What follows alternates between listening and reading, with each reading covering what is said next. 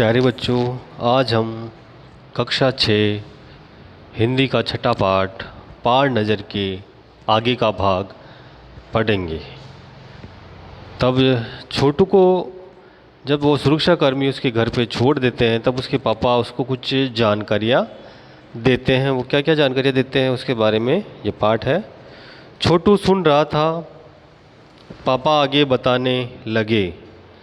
एक समय था जब अपने मंगल ग्रह पर सभी लोग ज़मीन के ऊपर ही रहते थे, बगैर किसी तरह के यंत्रों की मदद के, बगैर किसी खास किस्म की पोशाक के। हमारे पुरखे ज़मीन के ऊपर रहा करते थे, लेकिन धीरे धीरे वातावरण में परिवर्तन आने लगा। कई तरह के जीव धरती पर रहा करते थे, एक के बाद एक सब मरने लगे।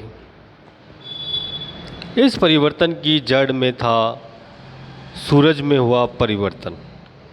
सूरज से हमें रोशनी मिलती है, उष्णता मिलती है यानी गर्मी मिलती है।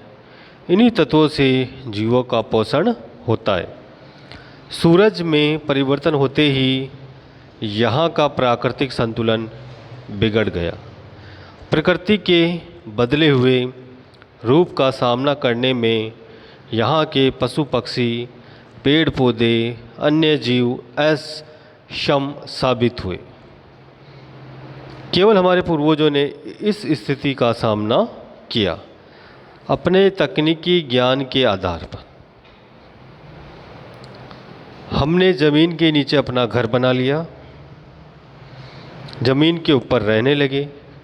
विभिन्न यंत्रों के सहारे हम सूर्य शक्ति, सूर्य की रोशनी और गर्मी का इस्तेमाल करते आ रहे हैं। उन्हीं यंत्रों के सहारे हम यहाँ ज़मीन के नीचे जा रहे हैं। यंत्र सुचारू रूप से चलते रहे, इसके लिए बड़ी सतर्कता बरतनी पड़ती है।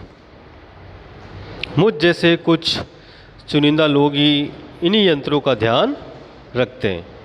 बड़ा हो जाऊंगा तो मैं भी यही काम करूंगा। छोटू ने अपनी इच्छा जाहिर की, अपनी मंशा जाहिर की। बिल्कुल, मगर उसके लिए तुम्हें खूब पढ़ना होगा, माँ और पापा की बात सुननी होगी, माँ ने कहा। दूसरे दिन छोटू के पापा काम पर चले गए। देखा तो कंट्रोल रूम का वातावरण बदला बदला सा था। शिफ्ट ख़त्म कर घर पर जा रहे स्टाफ के प्रमुख ने टीवी स्क्रीन की तरफ इशारा किया। स्क्रीन पर एक बिंदु झलक रहा था।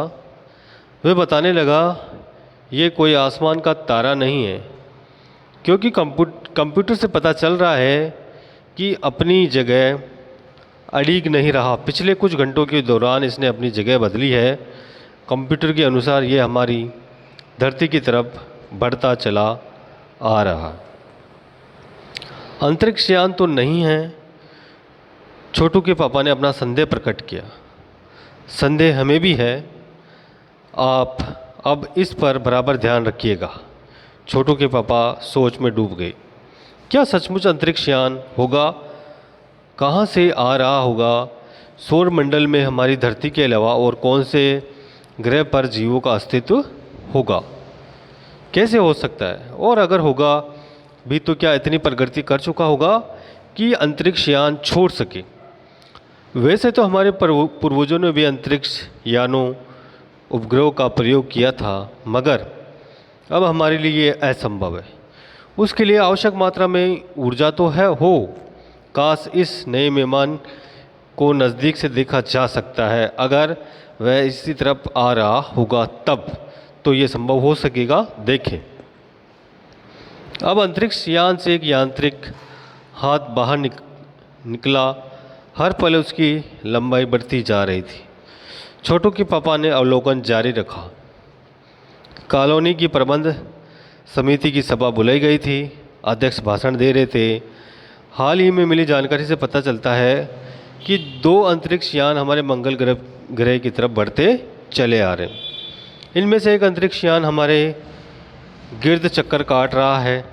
कंप्यूटर के अनुसार यह अंतरिक्ष यान नज़दीक के ही किसी ग्रह से छोड़े गए हैं। तो ऐसी हालत में हमें क्या करना चाहिए, इसकी कोई सुनिश्चित योजना बनानी ज़रूरी है। नंबर 1 आपका क्या ख्याल है? तो आज के इस भाग में हमने देखा था कि छोटू के पापा उसे कुछ जानकारियाँ दे रहे हैं और छोटू उसे बड़ी ध्यान से उन बातों को सुन रहा है और उसके मन में एक इच्छा है कि वह बड़ा होकर वह भी पापा की तरह बनेगा। तो छोटू सब बातें सुन रहा है और पापा उसे बता रहे हैं कि जब अपने मंगल ग्रह पर सभी लोग ज़मीन के ऊपर ही रहते थे तो किसी भी तरह की कोई यंत्रों की मदद वो नहीं लेते थे और न ही कोई ख़ास किस्म की कोई पोशाक या कोई ड्रेस पहनते थे और हमारे जो पुरखे हैं वो ज़मीन के ऊपर ही रहा करते थे। लेकिन धीरे धीरे वातावरण में परिवर्तन होने लगा और कई तरह के जीव धरती पर रहा करते थे, एक के बाद एक सब मरने लगे। इस परिवर्तन की जड़ में था सूरज में हुआ परिवर्तन। सूरज से हमें एक तो रोशनी मिलती है और गर्मी मिलती है और सब उसी से जितने भी इस धरती पर जीव जंतु हैं उनको सबको पोषण मिलता है। जैसे आपने पढ़ा होगा कि पेड़ पौधे सूर्य के प्रकाश में अपना भोजन बनाते हैं। और आगे उन्होंने बताया कि अपने तकनीकी ज्ञान के आधार पर हमने ज़मीन के नीचे अपना घर बना लिया था और ज़मीन के ऊपर रहने लगे और विभिन्न यंत्रों के सहारे सूर्य शक्ति, सूरज की रोशनी और गर्मी का इस्तेमाल करते आ रहे हैं और इन्हीं यंत्रों के सहारे हम यहाँ ज़मीन के नीचे जी रहे हैं। और दूसरे दिन फिर छोटू के पापा काम पर चले गए। देखा तो कंट्रोल रूम का वातावरण बदला बदला सा था और जब शिफ्ट ख़त्म करके सभी लोग जा रहे थे तो वो टीवी स्क्रीन की तरफ इशारा किया तो उसमें कुछ दिखाई दिया उनको, क्योंकि कंप्यूटर से पता चल रहा था कि यह अपनी जगह अड़ीग नहीं रहा। पिछले कुछ घंटों के दौरान इसने अपनी जगह बदली है और कंप्यूटर के अनुसार ये हमारी धरती की तरफ बढ़ता चला आ रहा है। अंतरिक्ष यान तो नहीं है, छोटू के पापा ने अपना संदेह प्रकट किया और छोटू के पापा फिर सोच में डूब जाते हैं कि क्या सचमुच अंतरिक्ष यान होगा और कहाँ से आ रहा होगा। सौर मंडल में हमारी धरती के अलावा और कौन से ग्रह हैं, उनका जीवन, उन जीवों का क्या अस्तित्व होगा, कैसे हो सकता है और कैसे होगा भी। तो इतनी प्रगति कर चुका होगा कि अंतरिक्ष यान छोड़ सके। तो आवश्यक मात्रा में ऊर्जा हो और नए मेहमान नज़दीक से देखा जा सकता है। हाँ, अगर वह इसी तरफ आ रहा होगा तब ये तो संभव हो सकेगा। अब अंतरिक्ष यान से एक यांत्रिक हाथ, एक कृत्रिम हाथ वो आगे निकला और हर पल उसकी लंबाई बढ़ती जा रही थी और छोटू के पापा उसका अवलोकन कर रहे थे और कॉलोनी की प्रबंध समिति की सभा बुलाई गई थी। अध्यक्ष भाषण दे रहे थे और इस जानकारी से पता चलता है कि अंतरिक्ष यान हमारे मंगल ग्रह की तरफ बढ़ते चले आ रहे हैं और उनसे एक अंतरिक्ष यान हमारे आसपास ही चक्कर काट रहा है। तो कंप्यूटर के अनुसार अंतरिक्ष यान नज़दीक के ही किसी ग्रह से छोड़े गए। तो ऐसी हालत में हमें क्या करना चाहिए, कौन सा कदम उठाना चाहिए, इस बारे में ये जानकारियाँ उसके पापा, छोटू के पापा दे रहे थे। तो आज का ये जो पार्ट है वो यहीं पर ख़त्म करते हैं।